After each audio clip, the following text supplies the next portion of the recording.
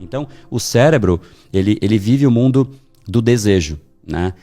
Ele se encanta pelo desejo, a gente se motiva. Poxa, fiquei absolutamente motivado com o desejo, porque a motivação ela é isso, é uma antecipação de um prazer futuro. E o cérebro ele é isso, assim, ele se encanta muito fácil com as coisas, né? Você vê um corpo legal, você fala, agora eu vou me inscrever na academia. E o cara vai lá e se inscreve na academia e paga a academia, mas não vai. Eu percebo muito mais qual é o nível de lugar, qual é o máximo que uma pessoa vai atingir na vida dela com base na dor que ela aceita abraçar do que com base no desejo.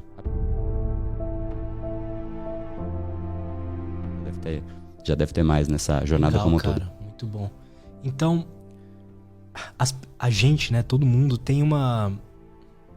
A gente pode ter vários nós mesmos no futuro, né? Diversas versões diferentes de nós. Uhum. Cada uma, essa aqui, a minha versão perfeita, como é que é? Todo mundo sabe, né? Ou pelo menos deveria saber. Mas o difícil é como é que faz pra chegar lá, né? A gente sabe, as coisas que a gente precisa fazer, os hábitos que a gente tem que ter, o que a gente precisa mudar na gente. Mas o difícil é realmente conseguir mudar. Exato. E como que é esse processo? Como é que você enxerga isso? Primeiro que é bem isso mesmo que você falou, né? No momento em que, se você sabe os padrões de uma pessoa, então, por exemplo, a pessoa tem o padrão de ir todos os dias na academia, por exemplo, né? Você sabe que em 6 meses ela vai ter um outro corpo do que ela tem hoje. Então, quando você conhece os padrões cerebrais de um indivíduo, você sabe exatamente, é quase que eu consigo, né, prever o futuro, eu sei o que vai acontecer com ele. É muito mais forte do que o desejo dele. Eu desejo ser sarado. Poxa, você deseja o que você quiser. Mas o desejo, comparado aos padrões cerebrais, ele tem um peso muito inferior. E eu sempre digo isso, a gente não ascende para o patamar dos nossos desejos. Na verdade, a gente despenca para o patamar dos nossos padrões. Então é meio que essa dinâmica. Se você quer chegar num resultado, o que a gente tem que fazer em primeiro lugar é ter clareza de quais são os padrões que levam ao resultado, porque a gente pensa só no resultado final. Esse já é o primeiro ponto, né? A gente fala, poxa, eu quero ser, crescer profissionalmente, eu quero ficar rico, eu quero um corpo legal, aquelas metas de final de ano padrão, né, que todo mundo tem, crescer profissionalmente. Entendo, mas isso é muito abstrato. O cérebro não tem noção do que é crescer profissionalmente, e muitas vezes nem a pessoa. E é louco porque a gente tem um apego muito maior às coisas negativas. Então o cérebro ele é assim, né? A gente sabe muito na ponta da língua o que a gente não quer. Então eu não quero esse chefe, eu não quero mais pegar o trânsito, eu não quero isso. A gente sabe direto, fala, o que você não quer? E a pessoa começa, né, a fazer uma verborragia gigantesca. Tá bom, agora como é que você gostaria que fosse? Peraí, agora eu preciso pensar. Né? Então a pessoa sabe aonde ela quer chegar de um jeito que é confuso para o cérebro, que o cérebro não entende, crescer profissionalmente, mas que raio que é isso, né? Especialmente, né, do ponto de vista evolutivo, o nosso cérebro não entende esse tipo de dinâmica. E aí ela não consegue decompor de um jeito que fique claro para o cérebro. Então ela não consegue nem olhar no dia a dia dela se ela está aderente ao que ela quer ou não. Porque ela fala, eu quero crescer profissionalmente, mas eu deixo o meu cérebro solto, porque ele não tem direcionamento. Então ele fica solto. E o que o cérebro solto faz? Recompensa imediata sempre. Sempre vai ser mais gostoso um Netflix do que uma academia, sempre vai ser mais gostoso ir mais cedo embora do que ficar lá e fazer alguma coisa no trabalho. Então, o cérebro, ele vive o mundo do desejo, né?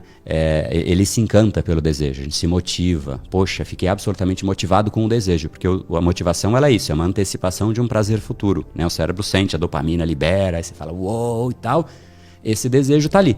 Só que ele não necessariamente tem clareza de para onde ir. Então você pega, sei lá, um sabonete faz pressão, para onde ele vai? Para qualquer lado, né? Mas ele não sabe, você gera uma força, mas não tem esse direcionamento. Então esse é o primeiro ponto. É aquele dia que chega à noite e você fala, amanhã eu vou mudar, e aí você começa a imaginar, e realmente você sente uma sensação muito boa, né? Total. Só que no dia seguinte você não muda. Total. E o cérebro, ele é isso, assim, ele se encanta muito fácil com as coisas, né? Você vê um corpo legal, você fala, agora eu vou me inscrever na academia. O cara vai lá e se inscreve na academia e paga a academia, mas não vai, né? Eu compro o livro, cara, o que tem de gente, aluno meu, que fala, não, agora, André, eu vou começar a ler livro. E compra um monte de livro. Cara, o que ele lê? Ele lê provavelmente a capa, né? E eu até brinco com a galera, eu falo assim, eu vou criar uma nova empresa. Ó, você que está aí no podcast, estou lançando agora Brain Power Livros. E é uma empresa, olha, se liga só a promessa. Vai economizar o valor de um livro para você, vai beneficiar a natureza, você automaticamente não vai ter tanto prejuízo, tanto papel sendo gasto, e simplesmente vai te deixar mais tranquilo, você vai cumprir o papel que você já tem hoje com os livros. Eu vendo só capas de livros, porque as pessoas compram e leem a capa e guardam. Então, poxa, gasta menos, vai ter a mesma capa, menos prejuízo para a natureza e o livro fica pela metade, tá bom? Eu ganho também. né? Porque no fundo é isso, a pessoa vê a capa, então o cérebro ele se instiga demais com as coisas, que é bom, né? Que é bom, desde que a gente consiga criar a sequência do que vem logo depois desse primeiro impulso. E que é bom esse impulso, mas realmente a sequência, os padrões, a gente tem que ter a lógica que vem depois do impulso. Porque o impulso é muito fácil, até uma vaca tem isso, né? Ah, veja a comida, ela vai lá e quer comer, enfim. Esse impulso é o lado animal, mas a gente é de se esperar que a gente vá um pouco além de uma vaca, né? A gente tem um lado um pouco mais racional. E essa estruturação lógica de o que de fato o cérebro precisa, como criar prazer no processo para tornar aderente, né, o nosso cérebro ao processo, isso é uma coisa que a gente nunca aprendeu na real. E a gente acaba ficando meio que solto no mundo por conta disso. O que diferencia... Porque eu imagino que os mecanismos do cérebro ali serão os mesmos. De alguém que, por exemplo, não consegue ir na academia, assiste Netflix e pede lanche todo dia. De alguém que se motiva a ir pra academia, né? O cérebro funciona igual, eu imagino. Total. O que diferencia, então? É o mesmo cérebro. Inclusive, falando de cérebro, se a gente for pensar na nossa espécie, a gente tá... E aí tem um pouco de divergência de quando que surgiu de fato, né? Depende do fóssil mais antigo. Hoje se fala de uns 300 mil anos, 350, mas vamos assumir 300 mil anos que surgiu o Homo sapiens, né? Se a gente for... Porque a gente não consegue dimensionar o que é 300 mil anos. Vamos fazer 300 mil anos ser 24 horas? Beleza, então condensamos 300 mil anos em 24 horas. Sabe há quanto tempo a gente mora em cidade? O Brasil foi descoberto, por exemplo, se for 24 horas? 2 minutos,4. Dá menos de 2 minutos e meio. É tipo assim, a gente tá junto aqui, não dá nem meia hora, né? Se tiver meia hora que a gente tá conversando aqui, eu já tô 12 vezes mais habituado a você do que o seu cérebro a essa realidade que existe, que a gente vive hoje. Então o cérebro ele ainda precisa se adaptar a essa realidade. Ele ainda é primitivo em muitos aspectos. Então a gente tem absolutamente a mesma estrutura cerebral. Nem dá tempo de mudar de uma pessoa que é mais preguiçosa do que para outra. O cérebro é exatamente o mesmo. Agora, óbvio que tem particularidades e tudo mais, mas estruturalmente é a mesma coisa. A grande diferença inclusive tem uns estudos muito legais, inclusive alguns ficaram famosos, né? Você já viu o teste do marshmallow? É um teste que você coloca um marshmallow, você pega o marshmallow, coloca na frente de uma criança, né? E fala assim, ó, e a pessoa fala, ó, se você comer esse marshmallow, você fica só com ele. Mas se você não comer, quando eu voltar aqui e o marshmallow estiver intacto, eu te dou o segundo. Né? Aí a criança fica olhando pro marshmallow. É um teste muito engraçado, assim, é divertido de ver, porque a criança fica olhando pro marshmallow e sofre, enfim. E aí tem umas que começam a comer na beiradinha, assim, sabe, pra fingir que não comeu, outros lambem, enfim.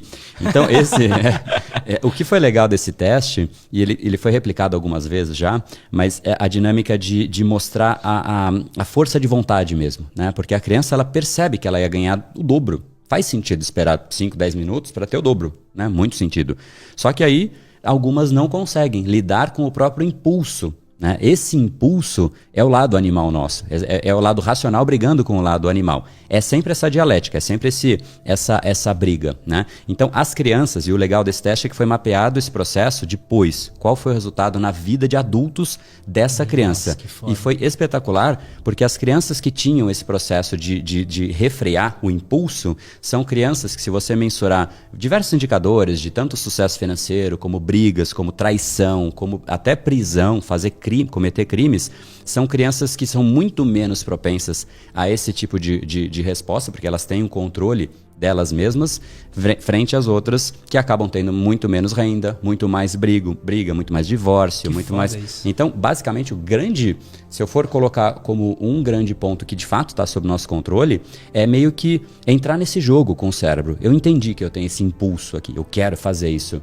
Mas, peraí, tem um outro lado meu aqui, que é o lado racional, que diz que eu não deveria fazer. Se sempre a gente cede pro impulso, a gente está, querendo ou não, treinando o nosso cérebro. Cada coisa que você faz, o cérebro é plástico, né? Quanto mais você repete algo, mais o cérebro aprende aquilo. Então ele aprende a ficar mais procrastinador, ele aprende a ficar mais preguiçoso, ele aprende tudo. Então, se você sempre vai para essa dinâmica de recompensa de curto prazo, automaticamente você fica bom nisso.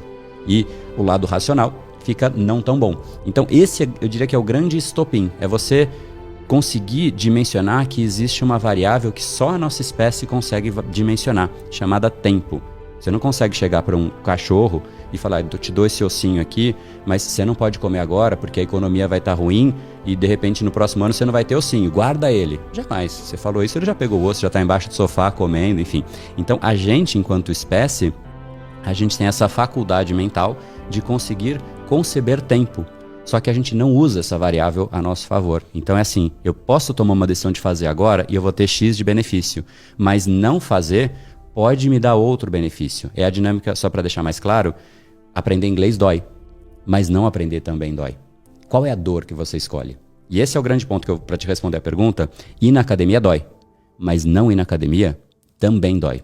Então eu escolho muito mais, quando eu falei de desejo, né, e prazer, eu percebo muito mais qual é o nível de lugar, qual é o máximo que uma pessoa vai atingir na vida dela, com base na dor que ela aceita abraçar, do que com base no desejo. A pessoa pode desejar o que ela quiser, mas eu sei muito mais onde ela chega com base na dor que ela aceita enfrentar. Então, em saber enfrentar a dor, né, a dinâmica de, cara, eu sei que ir na academia dói, mas é essa a dor que eu quero, porque a de longo prazo eu não quero ter, a de não ir, de ficar sobrepeso, com problema de saúde. Então, basicamente, é essa dinâmica, é essa autorregulação que a gente precisa aprender a desenvolver, porque não se desenvolve sozinho. Sozinho você vai ficando cada vez mais instintivo, né? Você vai fortalecendo o seu instinto. Então, esse impulso e esse processo de refrear, inclusive, é o que a gente tem muito como base do ensino dentro do Brain Power.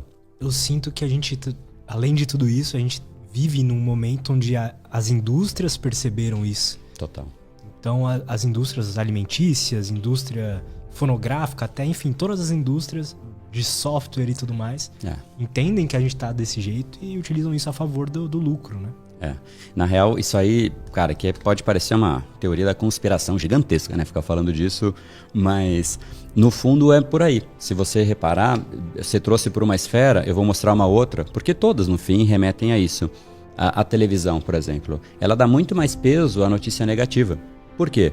Porque prende a atenção. A gente fica aflito. Poxa, será que isso pode acontecer? Né? Então, ela fica com notícia ruim, negativa, com um peso muito grande, porque dá audiência, a pessoa tá lá. E quando... eu percebo isso pelos cortes. Total. Se eu faço um corte mais com título negativo e tal, vai muito melhor do que um título positivo. Não faz o menor sentido, né? Poxa, a pessoa deveria querer crescer, enfim. Mas essa dinâmica do cérebro natural de a gente tem uma aversão a risco, que é um dos papéis do nosso cérebro.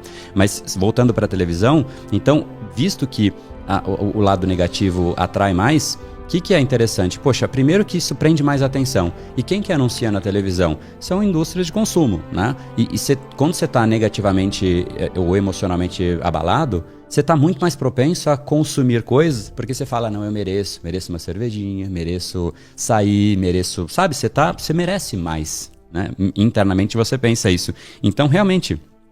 Os benefícios do ponto de vista de consumo, por esse lado de merecimento, ele é intensificado, né? Então, não só nisso que você trouxe, mas na televisão, e se a gente for olhar, basicamente em todas as indústrias, né? Sempre você coloca uma pressão, isso inclusive é uma das bases da persuasão, né? Que é um dos elementos, uma das coisas que a gente ensina, a neuropersuasão. Quando você gera uma pressão, automaticamente surge uma válvula de escape. A pessoa quer escapar daquilo, né? Porque ela sente que ela está com algum tipo de incômodo. Então, o incômodo gera uma força. Essa força geralmente é canalizada, né, por alguém que, nesse caso, uma indústria que está se beneficiando desse impulso gerado pelo incômodo.